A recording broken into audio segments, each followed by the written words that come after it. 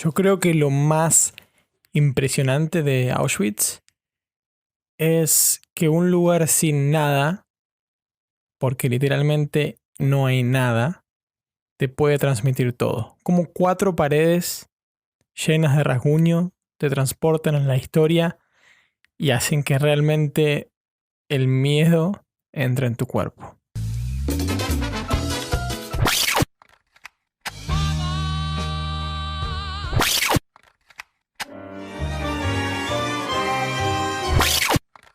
Sí, ya sé que esta es una mezcla un poco rara, pero de esto se trata este podcast. Mi nombre es Nacho, soy un periodista argentino viviendo en Londres y te invito a compartir mi experiencia viviendo en otro país. Un poco de culturas, un poco de viaje, un poco de deportes, ¿por qué no? Todo en este podcast que hemos decidido denominar de la N a la Z.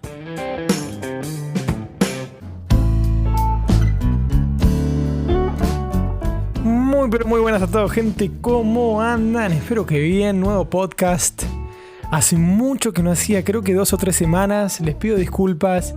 Anduve con mil cosas en la cabeza, 1000 tareas, cosas nuevas, cosas lindas, tanto en el canal como nuevos emprendimientos de los que mis seguidores ya estarán al tanto. Venta de productos argentinos en Reino Unido. Se lanzó Patagonia Online, así que pueden ir a mis redes para ver más info al respecto. Así que por eso estuve un poco alejado, mudanza de por medio, un poquitito de todo. Ahora en la nueva habitación, que yo le iba a llamar estudio, pero es mi estudio habitación.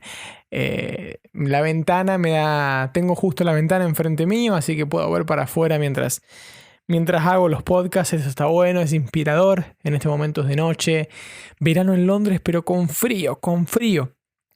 Y quiero que viajemos hoy. No de verdad, obviamente, porque lamentablemente en estos tiempos está complicado, pero quiero que viajemos a un lugar que, desde mi humilde opinión, todos alguna vez en la vida tienen que visitar, porque te hace dar cuenta de qué lindo es estar vivo, de qué afortunado es uno por nacer en ciertas eras, en ciertas épocas históricas, en ciertos países y en ciertos sectores sociales, por lo menos desde mi punto de vista, ¿no? Un lugar que tiene un peso histórico enorme, gigante, como muy pocos lugares en el mundo, donde han pasado cosas horribles, grandes, determinantes y de las que no hay que olvidarse, para no repetirlas. Estamos hablando, como dije al principio de este podcast, de Auschwitz, que mucha gente le dirá Auschwitz o como quieran decirle. No pasa nada con eso. Yo antes le decía Auschwitz, pero cuando empecé a estudiar alemán me di cuenta que se decía Auschwitz. Pero no pasa nada con la pronunciación, temas menores. Un lugar que no está en la lista de prioridades tal vez de muchos recorridos o circuitos turísticos dentro de Europa. Pero que debería estarlo, sin dudas. Yo visité Auschwitz cuando tenía 18 años, en un intercambio del que mis seguidores sabrán, un intercambio que hice en Brighton en 2014, una ciudad al sur de Inglaterra, en la que aprovechaba algunos fines de semana o semanas con feriados a viajar. Mientras hacía un curso de inglés, viajaba cada tanto a Europa. Me hacía escapaditas de varios días, porque en Europa no es tan caro viajar en avión, está todo medianamente cerca, entonces me hacía escapaditas. Una de esas escapadas fue un combo que incluyó Austria, Viena, precisamente, una ciudad que me encanta, que amo. De hecho, tengo videos en el canal de Viena, yendo ahora el año pasado, 2019. También fui a Praga, una ciudad muy bonita. Y luego de Praga fui a Auschwitz, a Polonia. Les voy a contar a lo largo de este podcast cómo llegué, porque fue también una aventura muy bonita, muy bonita ahora, ¿no? Lo cuento, pero en ese momento fue un poco aterradora cómo llegué al campo de concentración, a Auschwitz, al ex campo de concentración. Y bueno, cómo lo fui pasando, cómo lo fui viviendo, y varias cositas que fueron sucediendo, ¿no?, dentro mío a lo largo de la visita a ese lugar. Como les digo, el destino en el que había estado anteriormente, a Auschwitz, era Praga. Así que de Praga me tenía que tomar algún transporte a Polonia. Fui a la estación de tren de Praga, pero no para tomarme un tren, sino para tomarme un bus, un micro, ómnibus, como le llaman, colectivo. Iba a la ciudad de Oswiecim, en Polonia. Oswiecim se escribe Oswicem, Oswiecim, espero estar pronunciándolo bien, que en teoría o en ese momento, no recuerdo exactamente por qué, era el destino más conveniente para ir a Auschwitz, ya sea por cercanía, por horarios, por precio del pasaje, también puede ser, obviamente. Así que en ese momento yo fui a esa ciudad. Me tomé un bus. No recuerdo a qué hora, pero sé que era de noche. Eran las 11, 12 de la noche aproximadamente. No recuerdo horas exactas. Perdonen si están haciendo el cálculo de cuánto demora en llegar, no lo hagan porque puede ser errado. Pero era de noche. Un bus, un ómnibus que iba totalmente vacío. Creo que íbamos 2 o 3 personas en total. Entonces yo aproveché, como era de noche, a dormir en los asientos de atrás, que es toda una fila continua de asientos, 5 asientos seguidos. Ahí me estiré y dormí, ahí viajando, ¿no? entre República Checa y Polonia. Dormido ahí, hermoso. Ahí yo iba con mi mochilita a todos lados. Un intercambio muy lindo que tienen que ir a escuchar el podcast que hice sobre el intercambio, que está buenísimo. Pero bueno, en fin, yo iba ahí viajando. Llego al destino, a Oswiecim. Bueno, hay que bajarse. No recuerdo la hora exacta nuevamente, pero entre las 4 y las 5 de la mañana. Era de noche. Me acuerdo que el ómnibus me dejó en una rotonda. Una rotonda al lado de una estación de servicio y nada más. Ruta. Ruta, rotonda, estación de servicio, más ruta. En ese orden. Todo oscuro. Fui a la estación de servicio porque era el único lugar abierto a preguntar para dónde tenía que ir, para dónde quedaba el lugar, para dónde quedaba el campo de concentración, el ex campo de concentración, a buscar un mapa también, porque me acuerdo que en ese momento no tenía internet en el celular fuera de Inglaterra. Y me encontré con que nadie hablaba inglés en la estación de servicio. Yo no sabía si estaba en un pueblito, si realmente iban turistas a ese lugar o qué. Bueno, nadie hablaba inglés. Creo que compré un mapa, si no me falla la memoria, compré un mapa, esos clásicos mapas ruteros. Lo pagué y me puse a ver en el mapa ahí para dónde iba. Y el mapa me marcaba, obviamente, si yo quería ir a Auschwitz, que tenía que seguir una dirección en la ruta, en la que solamente era ruta. Y era de noche. Y dije, bueno, espero un ratito a que empiece a salir el sol. ¿Vieron ese anaranjado que se arma en el amanecer? Bueno, ahí. Y empiezo a caminar. Y empecé a caminar. Por la ruta. Solo. 5 de la mañana. En Polonia. Sin internet. Sin nadie que hablar inglés. Yendo a lo que fue un lugar de exterminio. O sea, no era el panorama más favorable, ¿no? Para mis agallas. Y ahí iba yo. En la ruta. Caminando al borde de la ruta. Auto iba. Auto venía cada tanto. Había una cerca de un lado. Como una valla de alambre normal de un campo. Y ahí iba. Hasta que sí, empezaron a aparecer carteles, empezaron a aparecer un poquito más de construcciones, civilización, y llegué a Auschwitz. Fui uno de los primeros en llegar, creo que 8 de la mañana, 9, hasta llegué antes de que abriera. Así que llegué bastante tempranito. Y ahí estaba yo, compré mi ticket, que no les voy a mentir, no recuerdo el precio. Lo pueden averiguar online si llegan a ir en algún momento. Y me tocó entrar. No creo que haya pedido guía, porque creo que no estaba la opción, pero repito, no se fíen de mi memoria en esos detalles, porque toda mi memoria se lo llevó al resto. Uno cuando entra a Auschwitz se compone de 3 campos de concentración, el 1, el 2 y el 3. El 1 no es el más grande, pero fue el primero y era el principal en términos administrativos y organizativos. Y ahí es donde uno al entrar, lo primero que ve, lo primero que tiene que atravesar es el clásico cartel que dice Arbeit macht frei, que sería como el trabajo hace la libertad o el trabajo te hace libre. Es el clásico cartel de chapa, de metal, que en una parte hace como una curvita. Y que lo pueden buscar, es una de las fotos más famosas de los campos de concentración. Y es pequeño. Tiene el tamaño de no más de una puerta individual de casa. Y uno tal vez en fotos se lo hubiese imaginado más grande, no más imponente. Pero no lo es, no lo es. Y acá quiero empezar a recalcar lo que se va a hacer costumbre a lo largo de este podcast y de lo que fue toda la visita. El cartel no es grande, pero wow, cuánto representa. No es grande físicamente, pero sí históricamente. Y uno dice, ok, estoy entrando acá, sé dónde estoy.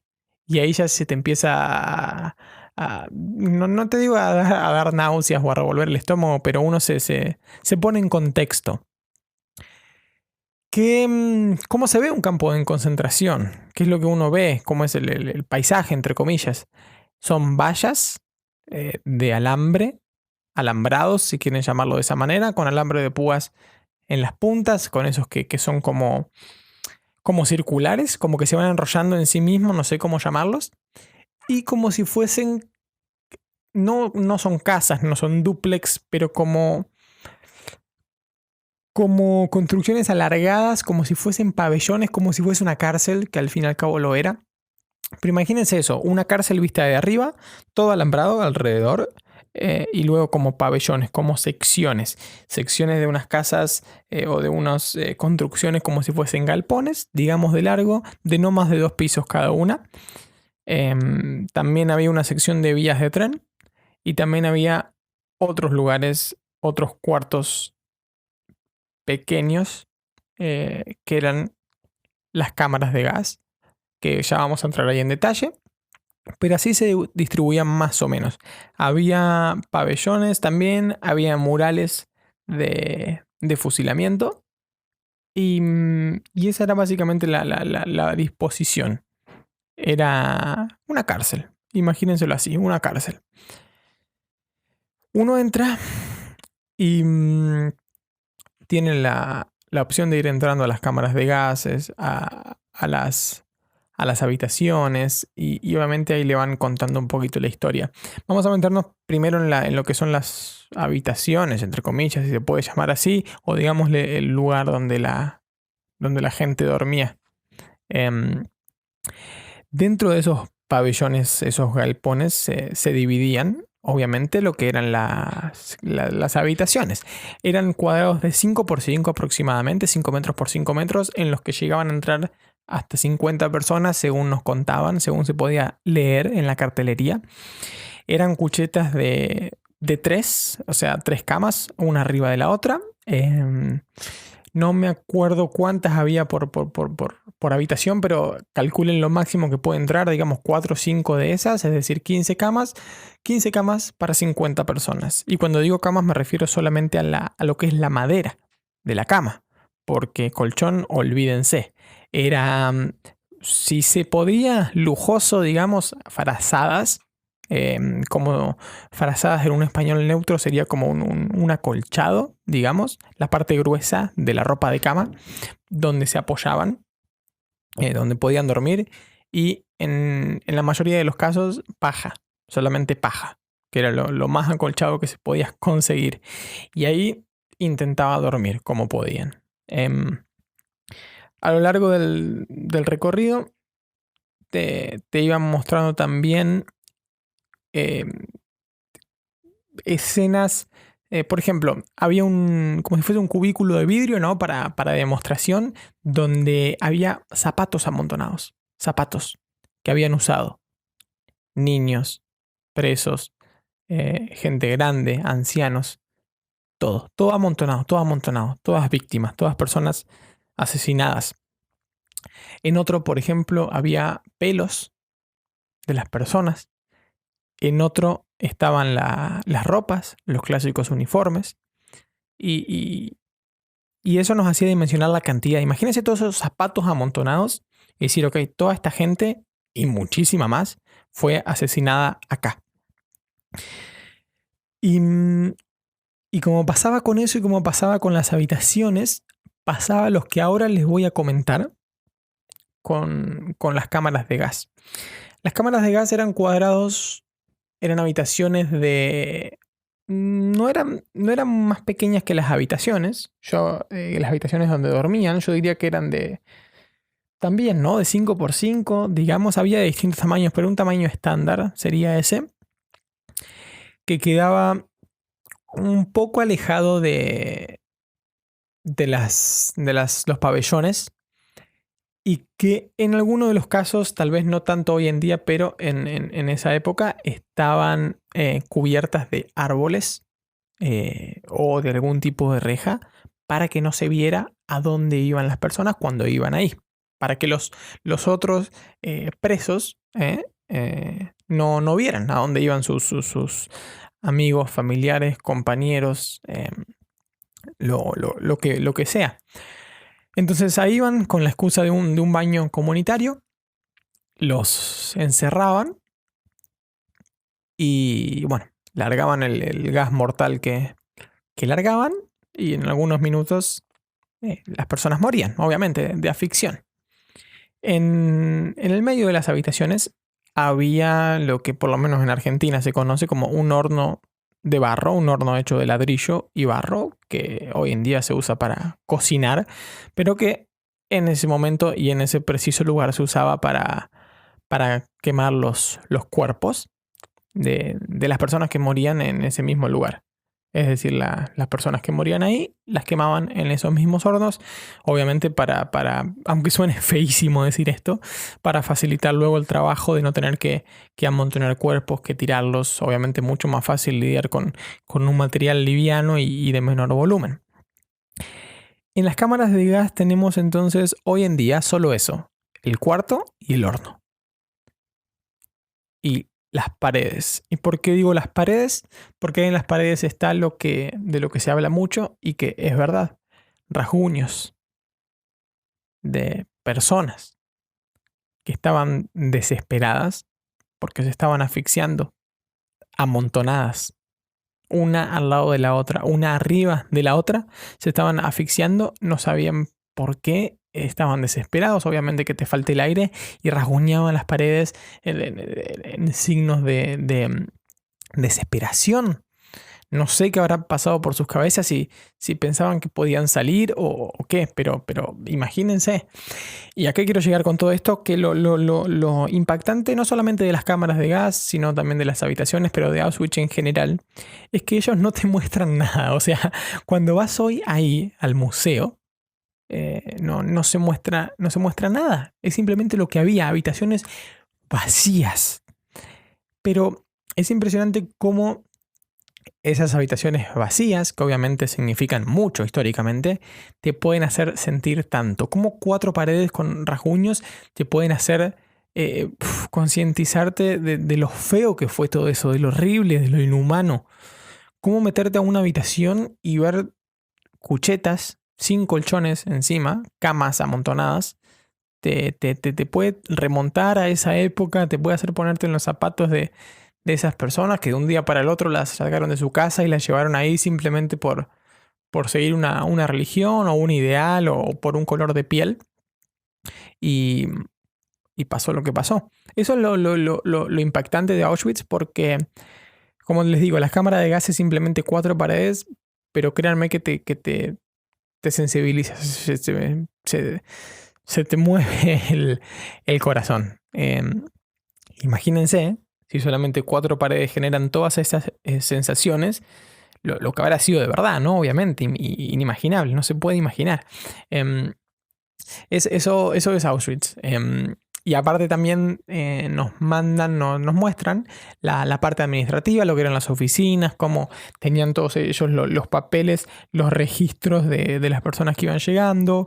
Obviamente lo que pudieron recuperar, ¿no? También hay un mural, como si fuese un paredón de fusilamiento, donde había personas a las que las fusilaban, obviamente, las mataban de disparos, y podemos ver en la pared los agujeros que hacían las balas en ese momento, que han quedado hoy en día también. Luego de Auschwitz I tenemos Auschwitz II, que es un campo de concentración muchísimo más grande, que queda ahí cerca, una distancia caminable si no me falla la memoria, y que también conectan vías. Vías que se usaban para transportar no solo pasajeros, sino también materiales, ya sea de construcción o alimentos, cosas que obviamente querían transportar los nazis en esa época, y también en la que se transportaban los prisioneros que iban a trabajar. Podían ir de un campo de concentración a otro a trabajar porque ese día se necesitaba más gente, más que nada hombres en sus 20, 30 años que eran, o más jóvenes también, ¿no? Que eran la época en la que más fuertes estaba para trabajar algo ese día, ya sea la tierra, una construcción, lo que sea. Y en vagones súper pequeñitos del tamaño de una mesa, digamos, de una mesa de 4 o 6 personas, ahí metían una cantidad inimaginable de personas. Todo lo que entrara, pum, amontonados, vamos. Y también nos decían que lo hacían tanto en verano como en invierno. No existía la ropa de abrigo, obviamente no existía.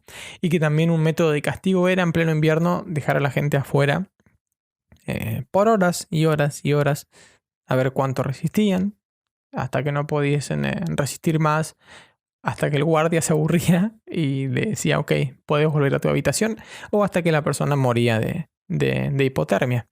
Y bueno, Auschwitz II es más que nada es un campo mucho más grande con la misma metodología de pabellones, cámaras de gas y alambrados y estabilidad de tren, pero era un campo en el que se trabajaba más, por eso las distancias entre pabellones es menor, tiene mucha más tierra sin construcción que pabellones. Quedan algunas ruinas de lo que habrán sido construcciones y basta. Pero bueno, en esta visita te hacen visitar ambos campos de concentración. Hay muchos otros campos de concentración, muchísimos más. Sé de gente que ha visitado otros y que me ha transmitido lo mismo. Gente que ha visitado otros y no ha visitado Auschwitz, que me transmite la misma sensación de visitar un campo de concentración. Unos campos de concentración que, como muchas otras cosas en Alemania, no se destruyen, no se tiran abajo, no se cierran al público, sino que al contrario se muestran. Incentivan a la gente a visitar. No me acuerdo quién me contaba que uno de los tours o de las salidas guiadas de los colegios en Alemania o en Polonia, no recuerdo, pero en alguno de esos dos países, o si no en los dos, estaba incluido ir a Auschwitz. Creo que van una vez, no sé qué edad tendrán los chicos cuando van, pero van. Porque esas cosas hay que mostrarlas, no hay que ocultarlas. Son parte del pasado, triste pasado, pero están ahí para que uno los vea y no las repita. En Alemania, sobre todo, esas cosas no se tocan. No se tocan porque si bien ellos están avergonzados, digámoslo de una forma, se reconoce, se muestra para que no vuelva a pasar. Y eso está bueno, eso está genial. Está genial porque aparte de ser de ser lugares históricos, ¿no? Obviamente la Segunda Guerra Mundial fue algo histórico. Histórico más allá de que haya sido malo, es histórico, innegable. Entonces eso se deja ahí para que se vaya a ver. Y créanme, gente, que tienen que ir, lo súper recomiendo. Lo súper recomiendo porque vuelvo a decir lo que había dicho antes. El punto fuerte de Auschwitz es que con alambrados, pabellones y habitaciones vacías, nos muestra todo.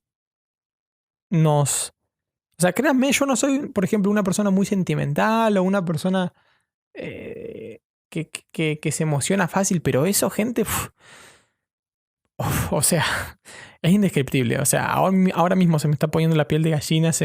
¿Vieron ese bajoncito que uno siente cuando se pone triste? Esa sensación que le baja. Así, ahora. Imagínense yo en el momento que fui a verlo. Imagínense la gente que lo vivió. Por eso digo que está bueno verlo. Por eso digo que está bueno ir. Porque los va a hacer sentir eso. Los va a hacer ver de una forma muchísimo más acotada. Pero los va a hacer ver, en fin, lo que fue. Los va a hacer valorar, como dije al principio, el lugar donde nacieron, la vida que tienen, la época en la que nacieron, y los va a hacer valorar mucho más su vida, y los va a hacer entender que con algunas cosas no se jode. No se jode porque lo que pasó fue horrible. Pero bueno, yo no estoy acá para dar clases de moral, sabemos todo que eso es muy feo, esperemos que no se repita. Pero Auschwitz lo súper recomiendo y insisto que ese es el punto fuerte de esta, no sé llamarlo atracción turística, pero de este punto histórico que podemos visitar hoy en día. Eso, que es nada, pero te genera muchísimo. O sea, imagínense ver una pared llena de rasguños y mirarla y quedarse minutos mirándola porque no la podés dejar de mirar porque te está transmitiendo mucho. Uno se empieza a imaginar la gente, se empieza a poner en el papel de uno, de esas personas, por más que sea imposible, pero lo intenta en el momento, porque mira esa pared y te la quedás mirando, créanme, por varios minutos, imaginándote todo, y el tiempo pasa, y se para el mundo y te quedás mirándola, imaginando, pensando, agradeciendo, insultando, todo. Todas una mezcla de emociones que te pasan por mirar una pared. Eso es impresionante. Impresionante cómo eso genera tanto. Y no me voy a cansar de decirlo. Es lo que siempre digo cuando me preguntan por Auschwitz. Y cuando camina la gente por ahí, obviamente toda la gente que va a visitarlo, lo hace con un silencio, con un respeto. O sea, yo recuerdo que durante todo ese viaje tenía un blog en el que escribía, sacaba fotos. Ahí no pude sacarme fotos yo, porque obviamente no corresponde. No estoy diciendo que yo sea una gran persona o tenga las morales y los valores súper altos. Pero no me podía sacar fotos porque digo, no, ¿qué voy a hacer? ¿Qué voy a hacer? La gente tampoco sacaba muchas fotos porque no se puede, no te nace. Te parece mal. Y la gente caminaba con un silencio, con cara de triste. La gente caminaba con cara triste ahí, la gente, los otros turistas al lado mío, yo también, porque wow, pega mucho. Y uno después sale, como dije, valorando muchas cosas de esta vida, muchísimas cosas de esta vida, pero no quiero ponerlos tristes, no quiero que esto sea algo malo, algo bajón, pero quiero que sepan que Auschwitz es un lugar al que tienen que ir si pueden, si tienen la posibilidad de estar cerca, porque es un hecho histórico, como dije al principio, y segundo es un motor de emociones y de sensaciones por el que un ser humano que vive en la actualidad tiene que pasar para poner los pies sobre la tierra y darse cuenta de las cosas que pasaron, de las cosas que no pueden pasar y de las cosas que tal vez en alguna parte del mundo estén pasando y no estemos enterados. No a estas escalas, pero que pasan. Así que lo recomiendo en todos los aspectos, y luego me dicen que sintieron cuando fueron, que estoy seguro que les va a pasar lo mismo que a mí, o hasta más, porque yo no soy una persona de emocionarse mucho y Auschwitz me generó todo esto, así que imagínense. Hasta acá, gente, hasta acá el episodio de hoy. Espero que les haya gustado, espero que hayamos podido viajar un poquitito más. Si les gustan estos podcasts contando historias de lo que han sido mis viajes, que tengo muchos más para contar, me lo dicen. Y lo podemos hacer más episodios de este estilo. Si creen que esto le puede servir a alguien, o si conocen de alguien que fue a Auschwitz y le puede gustar este podcast, o alguien que quieren convencer de ir o que creen que deba ir, se lo comparten porque está bueno que las historias lleguen a más personas, y sobre todo este tipo de historias que creo que son necesarias para un ser vivo que tiene emociones y sentimientos. Muchas gracias, gente, por haber llegado hasta acá. Seguiremos con más episodios y mientras tanto con más videos en mi canal de YouTube Nacho Z. Gracias, gente, será hasta la próxima. Hasta acá ha llegado el episodio de hoy. Gracias por haber estado del otro lado. Recuerden que pueden encontrarme en YouTube como Nacho Z, en Instagram como @soynachos y también en Facebook como Nacho Z. Muchas gracias a todos y será hasta la próxima.